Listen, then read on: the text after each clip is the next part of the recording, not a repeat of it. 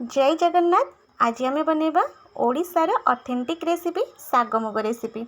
बहुत सहज बनी जाए, हेल्दी रेसिपीटे और बहुत बढ़िया लगे खाइबाकू। तो चलतु बनैबा। मुझे मुग डाली नहीं देखु। तो मुग डाली नवा। मुझे परिवार आलू कखारू बैगण दुटा टमाटर नहीं। जदि सारू थब तो गोटे दुटा सारू पकेले बहुत बढ़िया लगे। ये झुड़ंग छुई नहीं। तो ये साग नहीं देखु, नाली साग। तो साग नहीं आम प्रथम कौन करवा, मुग डाली को टिके भाजी नवा। भाजिकी नेले टेस्टा टे भल लगे। तो मुग डाली आम भाजी नवा। मुग डाली भाजिला बेले मुगर जो बास्नाटा आसो और टिके गोल्डन ब्राउन कलर टिके एमती। तो आम काढ़ी नवा। गोटे पात्र रे आम पानी गरम करवा जो थे आम बनैबा। तो पानीटा गरम हेले आम मुग डाली को धोईकी देदेबा। मुग डालीटा भलसे फुटी आसिले ताऊपर थिबा जो व्हाइट जमती फेण बाहर ताकू सब आम काढ़ी नवा। न काढ़िले आमर जॉइंट पेन होता है से कारण। तो काढ़ी नवा। परिबा तक सब आम देदेबा। ये टमाटर जो काटिकी रखिले टमाटर दुईटा कंचा लंका एथिरे देदेबा, बढ़िया लगे। तो टमाटर कंचा लंका को देदेबा। आम ये स्वाद अनुसार लुण पकेबा। तो हलदी गुंड पकईदबा। आम ताको सीझा दबा। गोटे घोड़णी घोड़े दबा। तो आम सीझा दबा।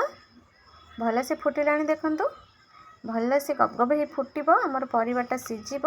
अधा सीझी आसिले आम जो झुड़ंग छुईटा काटिकी रखिले तो से समय आम देदेबा।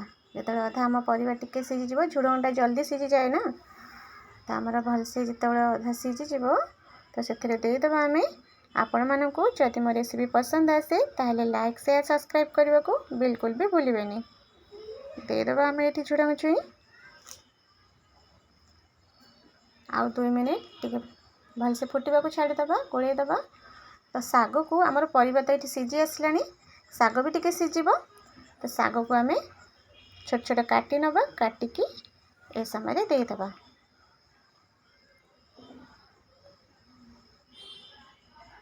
एमती देदेबा सब। ताको आम ऊपर तल एमती टिके भलसे एमती मिसई नवा। अधिका देखा जाउछ ना सागटा सीझिले परिवा सब आम सीझी आसिले बहुत कम हो। जदि दरकार पड़े ताहले गरम पानी रखिथिबे, गरम पानी टिके देले भी चलिबो। देखंतु आमर एठी साग मुग आ परिवा सब बढ़िया से सीझी गलानी। साग को आम बिल्कुल भी अधिका सीझेबानी। भलसे फुटी आसिले साग आमर जल्दी सीझी जाए। अधिका जाऊ बड़िया कौन जिनस करें। मुगटा परफेक्ट सीझी आमर परिवा भी देखते सीझी। कौन जिनस बेसी सीझी जाए अधिका माने पूरा अधिका सीझी आसिले कौन जिनसर टेस्ट रहे। आमर परिवा गोटा गोटा अच्छी किंतु भलसे सीझी। मुग भी आमर देखो बढ़िया से सीझी किंतु देखा जाउची। मुग साग भी सीझी। सब जिनस आमर बढ़िया से सीझी जाइए। ताको आम एमती टिके भलसे गोले नवा। जदि आमको दरकार पड़े यदि सारू पकई थे ताको टिके एमती मिसई नेबे, परिवा को टिके टिके चापी नेबे। तो एमती भलसे गोले नवा। आम गोटे छुंक प्रस्तुत करवा जोटा कि कड़क छुंक हवा दरकार, तार टेस्टा बढ़ी। आम ये सोरिष तेल को भलसे गरम कर नहीं, सोरिष तेल ही देवे। सोरिष तेल को भलसे गरम कर नवा। से आम 5 फुटण भल से आउ 2टा सुखला लंका पकेबे। भल से तड़तड़ होकरी भलसे फुटणटा आमर बढ़िया से फुटी गले से आम टिके रसुण टिके छेचिकी रखिथे पकेबे। बिना रसुण रे भी भल लगे। किंतु आपण माने जदि रसुण प्याज खाउथिबे ताहले टिके रसुण छेचिकी पकेदेबे, देखिबे टेस्टटा बहुत बढ़िया लगे। तो रसुण पकेदबा, हेंगु टिके पकेबा। आमर हजम रे साहाय्य करे, जल्दी हजम हो जाए। तो आम हेंगु पकेदबा। छुआ मैंने खाइबे तो हेंगु पकेले पेटर कौन भी दोष रही। तो हेंगु पकेदबा भल से आमर देखो तड़का प्रस्तुत हो गला। आम गोटे थाली घोरे नवा। जो छुंकटा दबा तो थाली घोरे नवा। तार बास्नाटा जमती बाहर को न आसे ता भीतर ही रहिबो। आम जो गरम तड़का पैन थिला तड़काटा थिला ताको एमती भलसे मिसई नेबे तादेरे। तो तादेरे पूरा गरम गरम थिबो ना, से भलसे मिसेले छुंकटा आहुरी बढ़िया लगे।